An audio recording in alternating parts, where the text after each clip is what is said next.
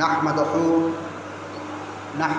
و نصلی علی رسولہ الکریم اما بعد فاعوذ باللہ من الشیطان الرجیم بسم اللہ الرحمن الرحیم وَإِذْ أَخَذْنَا مِيثَاقَكُمْ وَرَفَعْنَا فَوْقَكُمُ الطُّورَ صدق اللہ العلی العظیم وصدق رسولہ النبی الکریم الامین وَنَحْنُ عَلَىٰ ذَلِكَ لَمِنَ الشَّاهِدِينَ وَالشَّاكِرِينَ والحمد للہ رب العالمین۔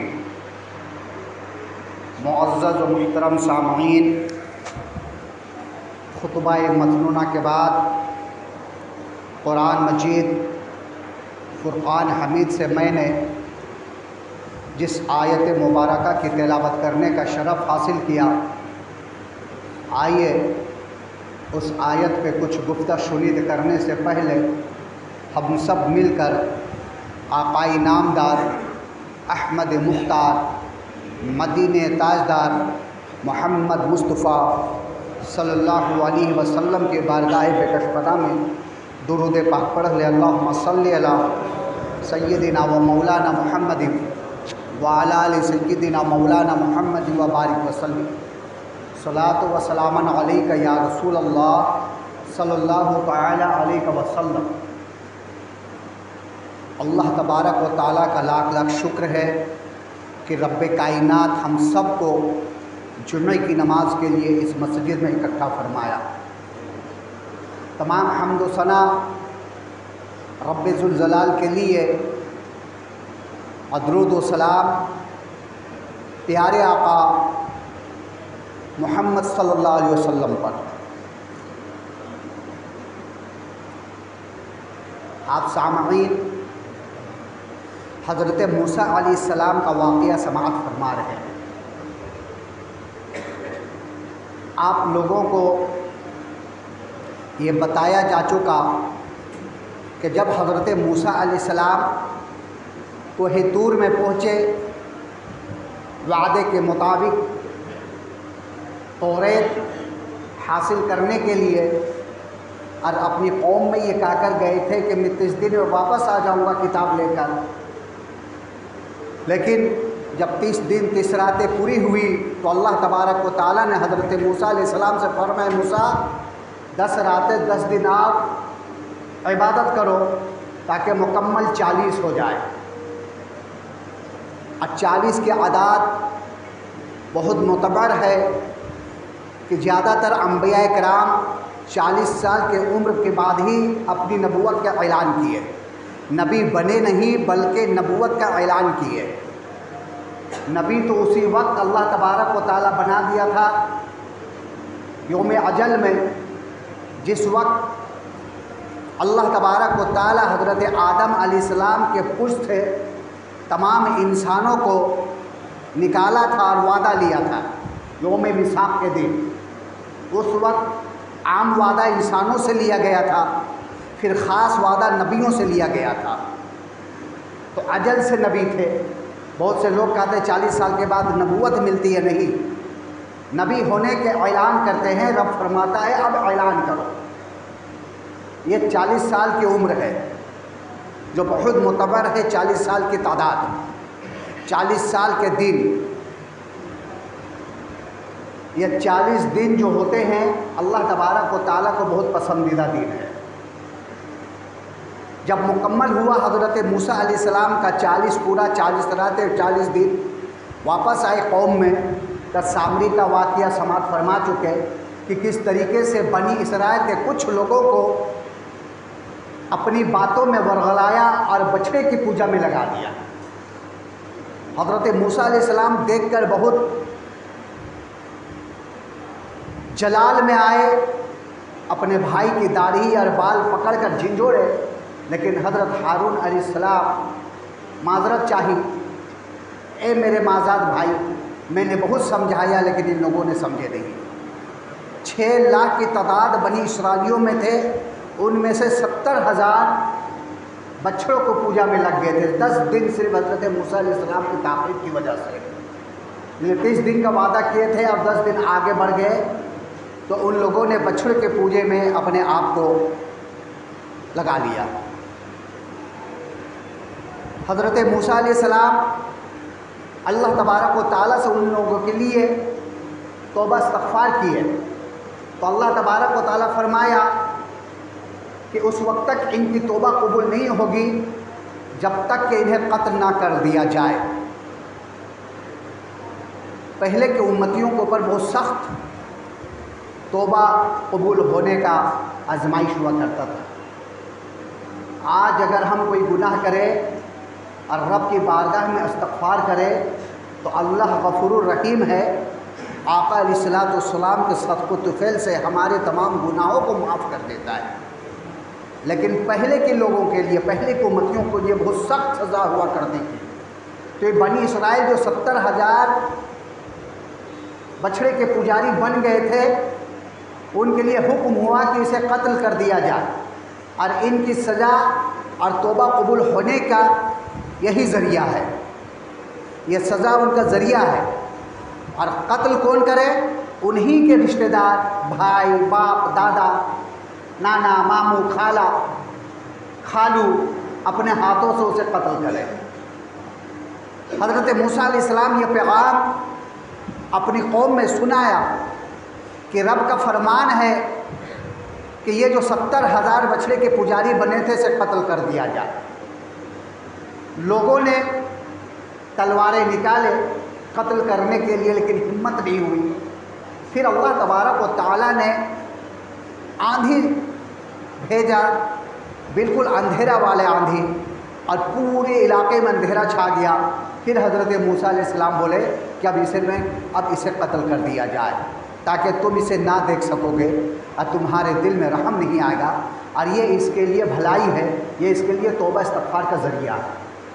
پھر ان لوگوں نے ان 70 لوگوں کو قتل کر دیا۔ جب قتل کیا، اللہ تبارک و تعالیٰ نے فرمایا کہ یہ شہید ہو گئے، ان کے لیے خوشخبری ہے کہ اللہ تبارک و تعالیٰ نے یعنی میں اسے معاف کر دیا، اب اس کے لیے جنت ہے۔ حضرت موسیٰ علیہ السلام پھر 70 لوگوں کو، جو ان کی قوم میں بہترین انسان تھے، پڑھے لکھے تھے، اشرف تھے، ان 70 لوگوں کو لے کے بولے چلو کوہ طور میں ہم تجھے دکھلاتے ہیں۔ نہیں، جب یہ 70 لوگ قتل ہو گئے، جب معاملہ رفع دفع ہو گیا، جب سکون مل گیا، خوشخبری مل گئی کہ اللہ تبارک و تعالیٰ نے ان لوگوں کو معاف کر دیا، بخش دیا، اللہ غفور الرحیم ہے، تب حضرت موسیٰ علیہ السلام جو توریت لے کر آئے تھے، 30 تختی، اسے لیے اور اپنی قوم میں بولے کہ اسے تم مضبوطی سے تھامو، اس میں جو احکامات ہے اس کے حکم کے مطابق اپنی زندگی بسر کرو، جو اس میں منع کیا گیا اسے مان جاؤ، اور جو حکم دیا گیا ہے اس کے اوپر تم اپنی زندگی گزارو۔ بنی اسرائیل ایسے تھے ان کی قومیں کہ ان لوگوں نے منع کیا کہ ہم اس کے اعمال ان کے حکم کے مطابق نہیں چل سکتے، ہمارے لیے یہ بہت بھاری ہے، بہت ثقیل ہے، بہت وزن ہے، ہم اس قانون کے ساتھ اپنی زندگی بسر نہیں کر سکتے۔ جیسے ابھی قرآن شریف میں ہے، جیسے بہت سے لوگ کہتے ہیں کہ بہت سخت ہے، اسے نکال دیا جائے۔ اگر زنا زانی کرتے ہوئے پکڑا جائے، اگر وہ شادی شدہ نہیں ہے تو 70 کوڑے لگائے جائیں، اگر شادی شدہ نہیں ہے تو 70 جلد لگائے جائے، 70 کوڑے لگائے جائیں، اور اگر وہ شادی شدہ ہے، زانی اور زانیہ، تو انہیں گڈھا کر کے اتنا گردن صرف سر نظر آئے اور اسے چھوٹی چھوٹی کنکریاں مار کر کے ہلاک کر دیا جائے۔ یہ ہمارے لیے تو بہت سخت قانون ہے نا، کتنا سخت قانون ہے کہ زانی جو زنا کرے اس کو گڈھا کھود کر کے کھڑا کر دے، پتھر مار مار کو اسے ہلاک کر دیا جائے، بہت سخت قانون ہے، دیکھنے میں سمجھنے میں آئے۔ لیکن توبہ کا ذریعہ ہی یہی ہے، اللہ تبارک و تعالیٰ نے اس کی بخشش کا ذریعہ یہی رکھا ہے کہ اگر کوئی زنا کرے تو اس کے لیے دنیا میں یہ سزا ہے، تو اللہ تبارک و تعالیٰ اسے قیامت میں معاف کر دے گا، اسے جنت عطا فرما دے گا، ورنہ پھر وہ جہنم رسید ہوگا۔ تو جہنم سے بہتر ہے کہ تھوڑی سختی ہم یہیں برداشت کر لیں۔ چور اگر چوری کرتا ہوا پکڑا جائے تو اس کے ہاتھ کاٹ دیا جائے، سخت سزا، ہاتھ کاٹ دیا جائے۔ تو اسی طریقے سے جس طریقے سے ہمارے یہ قانون قرآن میں ہے، اسی طریقے سے توریت میں بھی تھا، سور کا گوشت کھانا اس میں بھی حرام ہے۔ ہمارے یہاں تک کہ ہر چیز، کتا ناپاک ہے، کتا ناپاک ہے، لیکن کتا سوکھا ہو اور اپنے جسم میں یا کپڑے میں لگ جائے تو وہ پاک ہے، ہمیں غسل کرنے یا کپڑا دھونے کی ضرورت نہیں ہے اگر کتا سوکھا ہے تو۔ اور اگر کتا گیلا ہے، بھیگا ہے اور ہمارے کپڑے سے ٹچ ہو گیا ہے تو اب ہمیں چاہیے کہ ہم اس کپڑے کو دھوئیں اور غسل کریں، یہ کتے کا مسئلہ ہے۔ لیکن پگ، سور، خنزیر، اس کا مسئلہ یہ ہے کہ اس کی جو جلد ہے یا وہ سوکھا ہو یا گیلا ہو، دونوں حالت میں وہ ناپاک ہے۔ اگر سوکھا بھی ہے اور وہ ٹچ ہو گیا تو آپ کے اوپر غسل کرنا فرض ہے، آپ غسل کریں۔ اس کے بال بھی ناپاک ہے، اس جانور کے بال بھی ناپاک ہے، اس کے بالوں سے بھی بچو۔ لیکن آج ہمارے درمیان ان کے بال ہیں، یہ یہودی نصرانی ان کے بالوں کو جیکٹ بنا کر، برش بنا کر اور نہ جانے کیا کیا بیلٹ بنا کر کے ہمارے درمیان لایا ہے، اور ہم اسے بخوشی خرید رہے ہیں۔ اس چیز کو بخوشی ہم خرید رہے ہیں جو کہ ہمارے لیے وہ ناپاک ہے۔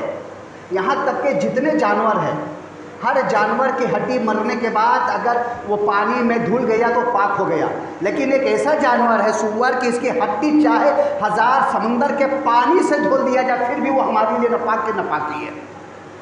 اور یہ توریت میں بھی ہے، انجیل میں بھی ہے، اور زبور، جتنی کتابیں سب میں اس جانور کے بارے میں آیا ہے کہ یہ ناپاک ہے، ناپاک ہے یہ ہمارے لیے۔ اور جتنے جس قوموں میں جتنی بھی کتابیں ہیں ان سب کی کتابوں میں یہ وارد ہے کہ یہ چیزیں ناپاک ہیں۔ شراب ہمارے لیے جس طریقے سے حرام ہے ان کے قوموں میں بھی حرام ہے۔ تو لوگوں نے کچھ ایسی چیزوں کو دیکھ کر کے انکار کر دیے کہ ہم اسے نہیں مانتے، ہم اسے نہیں مانتے، ہم اس پہ عمل نہیں کریں گے۔ جب توریت پڑھے اور ایسے ایسے جملے دیکھے تو انکار کر دیے، ہم اسے مانیں گے ہی نہیں۔ اور انکار کرنے کی وجہ یہ ہے کہ حضرت موسیٰ علیہ السلام کو اپنے ہی قوموں میں اپنے پاس بڑھتے ہوئے پلتے ہوئے دیکھے، چلے گئے تھے 10 سال کے لیے، پھر واپس آئے، پھر نبوت کے اعلان کیے، تو حضرت موسیٰ علیہ السلام کو اپنے جیسا ہی سمجھتے تھے۔ اور آج بھی ہمارے قوم میں کچھ ایسے ہیں جو اپنے نبی کو اپنے جیسا ہی سمجھتے ہیں، اپنے بڑے بھائی سمجھتے ہیں، بس اتنی تعظیم کی جائے جتنے بڑے بھائی یا باپ کی تعظیم کرتے ہیں، سوا سوا آخری، بس اپنے بھائی کی جیسا۔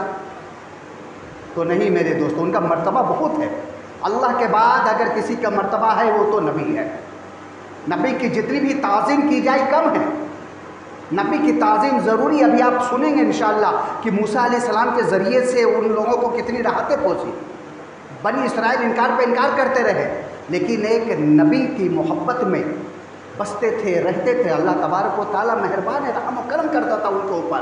اب ان لوگوں نے انکار کر دیے کہ میں اسے قبول نہیں کروں گا، ہاں پڑھوں گا ضرور، رکھوں گا ضرور، لیکن جو اس میں لکھا ہوا ہے اس پہ عمل پیرا نہیں ہوں گے ہم لوگ، انکار کر دیے۔ تب اللہ تبارک و تعالیٰ نے حضرت جبرائیل علیہ السلام سے فرمایا کہ بنی اسرائیل یعنی ان قوموں کے اوپر تو طور جو پہاڑ وَإِذَا أَخَذْنَا، یہ جو طور پہاڑ ہے اسے ان کے سروں کو پر لے آؤ۔ تو حضرت جبرائیل علیہ السلام طور پہاڑ کو اٹھائے اور بنی اسرائیل کے قوموں کے اوپر چھا دیے پہاڑ کو۔ اب یہ جو دیکھے تو ڈرنے لگے اور سجدے بھی گر گئے فوراً، اور رب کی بڑائی بیان کرنے لگے، سبحان ربی الاعلیٰ، سبحان ربی الاعلیٰ۔ پھر اللہ تبارک و تعالیٰ فرمایا کہ جو یہ کتاب موسیٰ علیہ السلام لا کر دیے اسے مضبوطی سے پکڑو تاکہ تم متقی ہو جاؤ، پرہیزگار بن جاؤ۔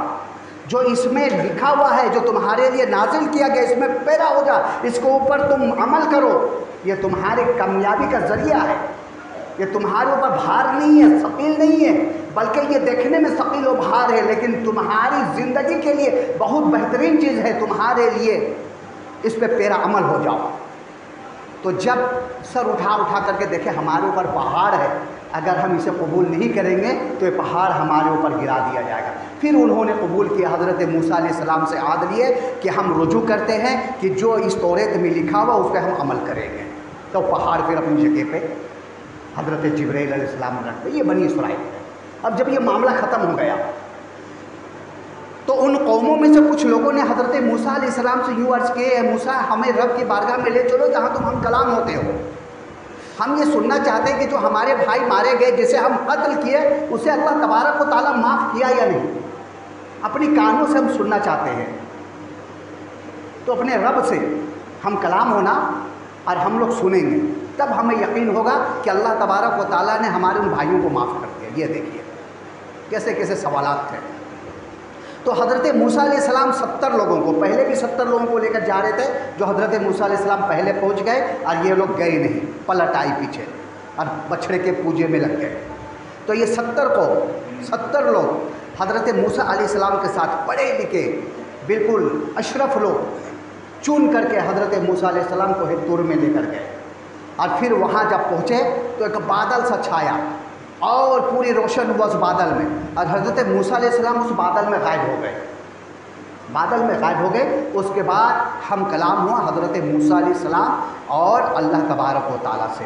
ہمیشہ اللہ تبارک و تعالیٰ حضرت موسیٰ علیہ السلام سے ڈائریکٹ بات ہوئی ہے دونوں کے درمیان، اس لیے حضرت موسیٰ علیہ السلام کو کلیم اللہ کہا جاتا ہے، اللہ کا کلام سننے والا، اللہ سے گفتگو کرنے والا، اللہ سے بات کرنے والا۔ اللہ اکبر! کتنا مرتبہ حضرت موسیٰ علیہ السلام کیسے پیغمبر تھے کہ ڈائریکٹ خدا سے بات کیا کرتے تھے، جب بھی چاہتا تو طور میں چلے جاتا اور بات کر لیتے، اور وہی جب دیکھنے کی باری آئی تو سن چکے، کلام شروع ہو گیا، گفتگو شروع ہو گئی۔ اب یہ جو 70 لوگ گئے تھے اپنے کانوں سے سن رہے، اللہ تبارک و تعالیٰ نے فرمان 70 کو جو قتل کیے گئے وہ شہید ہے، اسے ہم نے معاف کر دیا، انہیں یقین ہو گیا۔ بادل پھٹ گیا، حضرت موسیٰ علیہ السلام نظر آئے، بولے بولو، آواز آئی۔ اب یہ 70 بولے ہاں ہم تو سنیں، لیکن ہم اس وقت تک یقین نہیں کریں گے جب تک اپنی آنکھوں سے خدا کو نہیں دیکھ لیں گے۔ یہ تھے بنی اسرائیل کی قوم، ہم اس وقت تک یقین نہیں کریں گے جب تک اپنی آنکھوں سے خدا کو نہ دیکھ لے۔ تو حضرت موسیٰ علیہ السلام فرمایا تم میرا واقعہ سن چکے ہو، ہم نے بھی رب سے یہی کہا تھا اللہ میں تجھے دیکھنا چاہتا ہوں، رب نے فرمایا لن ترانی، تم مجھے نہیں دیکھ سکتے۔ جب ایک نبی نہیں دیکھ سکتا تو تم کب دیکھ سکتے ہو؟ اس سے توبہ کرو، استغفار کرو، خدا کو ہم نہیں دیکھ سکتے۔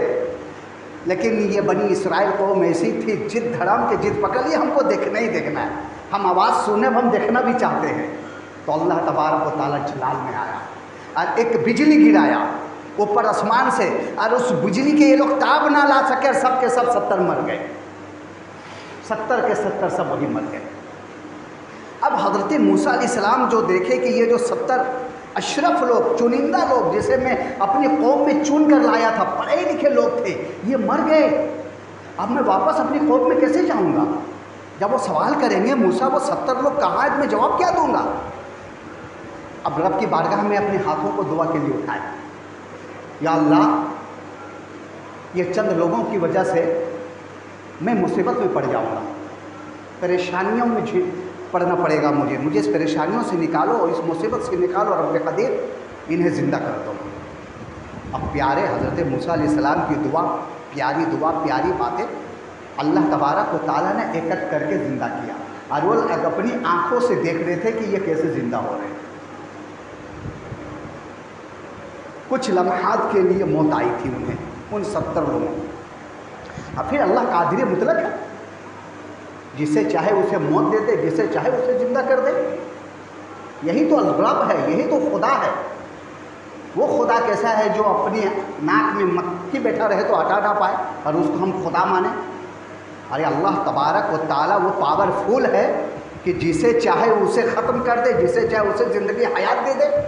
ان 70 کو پھر اللہ تبارک و تعالیٰ نے زندہ کیا، اور جب زندہ کیا تب انہیں یقین آیا ان 70 لوگوں کو کہ اب ہم مانتے ہیں کہ اللہ تبارک و تعالیٰ نے ہمارے بھائیوں کو بخش دیا۔ اب واپس لوٹے مصر کے جانب، کیونکہ یہ لوگ 400 سال تک فرعون کی غلامی میں رہے۔ کتنے؟ 400 سال تک۔ اب فرعون بالکل عیش و عشرت کے ساتھ زندگی گزارتا تھا، تو انہیں بھی یہی خیال تھی کہ ہم بھی عیش و عشرت کے ساتھ زندگی گزاریں۔ ان کے نوجوان جو تھے یہی چاہتے تھے کہیں سے بھی ہم پیسہ اکٹھا کریں، جیسا کہ واقعہ گزر چکا ہے قارون کے بارے میں۔ وہ بھی نوجوان تھا، حضرت موسیٰ علیہ السلام کا چچیرا بھائی تھا، کزن تھا، تو پیسے کے چکر میں کتنا سب سے زیادہ دولت جمع کر لیا تھا، لوگ اپنی آنکھوں سے دیکھ چکے تھے، اور وہ ٹھاٹ باٹ سے جب قارون نکلتا گھوڑے میں، رتھ میں، یکا میں، تو دیکھ کر کے سب یہ خواہش کرتے کہ کاش ہمارے پاس بھی اتنی دولت ہو جاتی، ہم بھی اس طریقے سے بن ٹھن کے نکلتے جیسے آج سونا اور کنگن لوگ پہن کے کانوں میں، بالیوں میں یہاں نکلتے ہیں نا، دیکھتے ہیں جس کو اللہ نوازا ہے، جو کہ مردوں کے لیے سونا حرام ہے، صرف ایک انگوٹھی جائز ہے وہ بھی چاندی، باقی جتنے چیزیں ہیں سب حرام ہیں مردوں کے لیے۔ تو وہ نکلا کرتا تھا پہن کر کے، تو بنی اسرائیل کی قوم جو دیکھتے تھے تو یہ آرزو کرتے تھے کاش ہمارے پاس بھی اتنی دولت ہو جائے، ہم بھی ٹھاٹ باٹ کے ساتھ زندگی گزارے اور ہماری بھی زندگی ایسی ہو جائے جیسے قارون کی زندگی ہو۔ لیکن قارون کی زندگی اتنی دولت آئی کہاں سے؟ وہ آج بھی ہمارے درمیان پایا جاتے ہیں ایسے لوگ۔ یہ فرعون کے پاس جا کر کے اپنی قوموں کی چغلیاں کیا کرتا تھا، اپنی قوم کے بارے میں، بنی اسرائیل کے بارے میں بتایا کرتا تھا،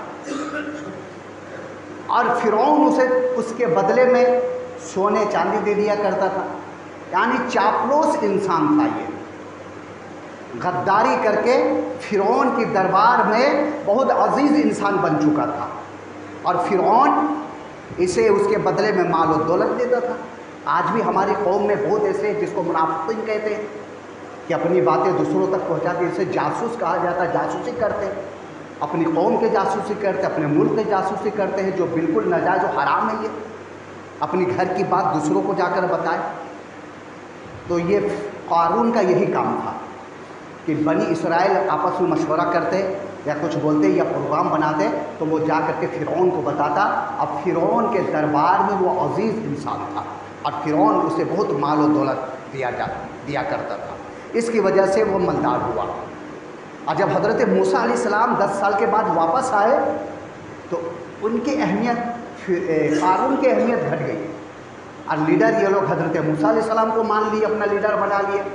اب قارون حضرت موسیٰ علیہ السلام سے جلنے لگا، اور جب زکوٰۃ کے بارے میں آیا کہ زکوٰۃ وصولو تو قارون نے انکار کیا۔ پھر اس نے گیم کھیلا، حضرت موسیٰ علیہ السلام کے اوپر بلیم لگایا، ایک عورت کو خریدا پیسے دے کر کے، دولت دے کر کے، اور کہا جب حضرت موسیٰ علیہ السلام دین کی تبلیغ کرے تو وہاں یہ کہنا کہ یہ موسیٰ میرے ساتھ بدفعلی کیا ہے، معاذ اللہ۔ وہ عورت جب موسیٰ علیہ السلام بیان کر رہے تھے تمام محفل میں اٹھ گئی اور چلا کر کہنے لگی کہ یہ موسیٰ جو اپنے دین کی تبلیغ کر رہے یہ تو میرے ساتھ بدفعلی کیا ہے۔ اب حضرت موسیٰ علیہ السلام ایسی جلالی تھی، جلال میں آ گئے اور بولے بول تجھے کتنا پیسہ ملا ہے یہ بلیم لگانے کے لیے۔ وہ عورت ڈر گئی اور کہنے لگی یہ قارون کا چال ہے، یہ قارون نے مجھے کہا تھا۔ تو اللہ کی بارگاہ میں حضرت موسیٰ علیہ السلام دعا کی، رب قدیر یہ میرے اوپر ایسا الزام لگا رہا ہے، اس کے اوپر خیر۔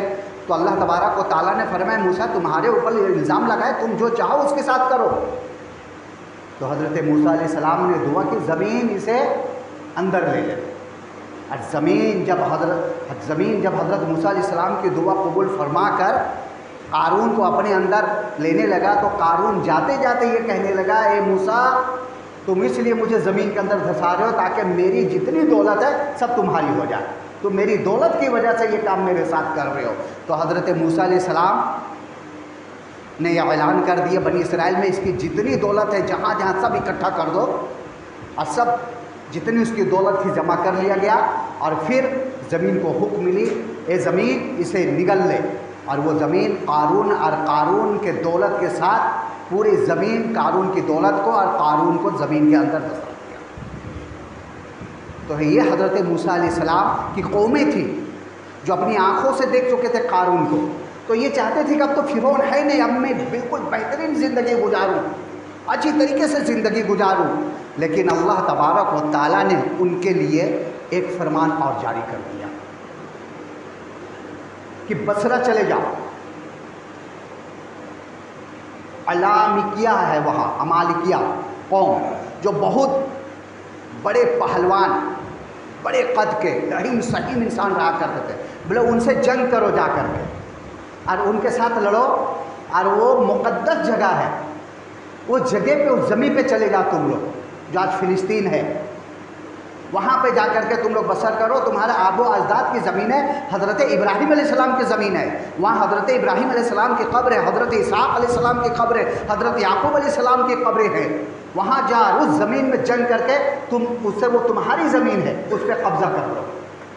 اب یہ لوگ حضرت موسیٰ علیہ السلام کا اعلان سن کر نکلے اور ایک میدان میں جا کر کے جو بالکل بصرہ کے قریب ہے تی، وہاں پہ جا کر کے حضرت موسیٰ علیہ السلام 5 لوگوں کو جاسوس بنا کر کے بھیجے کہ دیکھو وہاں کے لوگ ہیں کیسے، اور ان کے ساتھ جنگ کریں گے تو کیا معاملہ ہوگا۔ یوشع بن نون اور القی اور کچھ لوگ 5 لوگ گئے اس قوم کے اندر اور 40 دن رہ کر کے واپس آئے وہاں کے ہاو بھاو دیکھ کر کے۔ 3 لوگوں نے ان کے بارے میں یہ بتا دیے کہ وہ لوگ بہت لحیم سہیم ہے، جنگجو ہے، ان کے ساتھ ہم نہیں لڑ سکتے، وہ بہت لمبے قد کے انسان ہیں، ہمیں وہ لوگ کچل دیں گے۔ یوشع بن نون اور ان کے ساتھی بولے نہیں، اللہ نے چاہا تو ہم فتح پا لیں گے، ہمیں جنگ کرنا چاہیے۔ اب جو یہ لوگ سنیں کہ بہت لحیم سہیم ہے، بہت لمبے قد کے ہیں، تو یہ انکار کر دیے، کہنے لگے موسیٰ آپ جاؤ اور آپ کے خدا جائے، دونوں لڑو وہاں، جب وہ لوگ وہاں سے نکل جائیں گے تو پھر ہم اس شہر میں جائیں گے اور وہاں قیام کریں گے۔ جب جنگ بدر کا واقعہ ہوا تھا اور حضور اکرم صلی اللہ علیہ وسلم پہلا جنگ، صحابہ کرام رضی اللہ تعالیٰ عنہ کو اکٹھا کیے اور بولے کہ ہم چند ہیں، وہ بہت زیادہ لشکر ہے، ہمیں جنگ کرنا ہے، تو معلوم ہے صحابہ کرام رضی اللہ تعالیٰ عنہ نے کیا جواب دیے تھے؟ وہ بھی صحابی تھے بنی اسرائیل، حضرت موسیٰ علیہ السلام کے، جو بولے کہ آپ جاؤ، آپ کے خدا، دونوں جا کر لڑو، ہم نہیں جاتے، ہم نہیں لڑتے۔ لیکن یہ صحابہ کرام ہمارے دور کے رضی اللہ تعالیٰ عنہ بولے یا آقا علیہ الصلوۃ والسلام، ہم بنی اسرائیل کے قوم نہیں ہے جو ہم یہ کہہ دیں گے آپ جاؤ اور آپ کا خدا جاؤ، ہم چلیں گے، آپ کے ساتھ چلیں گے، اور جہاں آپ کا پسینہ گرے گا وہاں اپنا ہم خون بہا دیں گے، کبھی آپ کے پیچھے کبھی ہم نہیں بلکہ آپ کے آگے رہیں گے ہمیشہ انشاءاللہ۔ یہ ہے محمدیہ صلی اللہ علیہ وسلم کے امتی، اور وہ تھے حضرت موسیٰ علیہ السلام کے امتی، جن کی پریشانی آگے بتاؤں گا انشاءاللہ، منو سلوہ کیسے نازل ہوا اور 40 سال تک وہ لوگ اس تی میں بھٹکتے رہے۔ انشاءاللہ اگلے جمعہ بتاؤں گا یہ تمام چیزیں۔ اللہ تبارک و تعالی ہم سب کو قرآن پڑھنے اور اس پہ عمل کرنے کی توفیق و رفیق عطا فرمائے۔ استغفر ربی من کل ذنب واتوب الیہ، وآخر دعوانا والحمد للہ رب العالمین۔